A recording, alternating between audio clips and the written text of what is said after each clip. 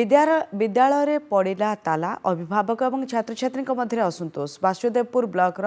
जयकृष्णपुर गाँव रजनी देवी नोडाल उच्च विद्यालय परिचालना कमिटी गठन को नहीं लगी रही विवाद दुई गोष्ठी मध्य विवाद जो 2 दिन धरी स्कूल में ताला झुलुछि प्रशासनिक अधिकारी चुपचाप बसी 3 तारिख में परिचालना कमिटी गठन करने विद्यालय परिसर में बैठक बसी ग्रामवासी उपस्थित में कमिटी गठन होगा प्रक्रिया आरंभ होता ग्रामवासी मध्य 2 गोष्ठी मध्य मुहांमुही परिस्थिति सृष्टि होता गंडगोल आशंका पुलिस मुतयन कर गोटे गोष्ठीर सदस्य अधिक होबारु अपर गोष्ठीर लोक मैंने प्रधान शिक्षकों को माड़ मारी रिजोल्यूशन खाता छड़ाई नहीं विद्यालय में कबाड़ झरका भांगा पछाई नथिले पिलामानक पई मिलुथिबा कंप्यूटर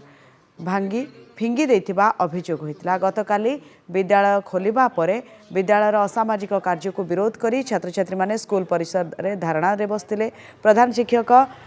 थाना रे एतला दैछंती असामाजिक व्यक्ति विरोध रे कार्यानुष्ठान ग्रहण करबा को दाबी करिसंती स्थानीय सरपंच स्कूल रो जो 3 तारिख रे हमर पीटीए डाकी एसएमसी गठन करबार थिला सेही गठन अवस्था रे किसी असामाजिक लोक जो माने कि गार्डियन नुहंती से माने भीतर को धसई पसथिले एवं गुंडागर्दी करथिले कागज पत्र मध्य चिरी चारी नैथिले मास्टर मान को माड़ मारचंती कबाड़ झरका भांगी दैचंती जहा फल कि बंद थिला उपरस्थ अधिकारी हमर BO sir BDO sir GPO sir समस्त नेतृत्व में जाकि शिक्षक मान को उद्धार कराइथिला एवं पुलिस उपस्थित रही सब घटना घटी पुलिस निरव द्रष्टा होता।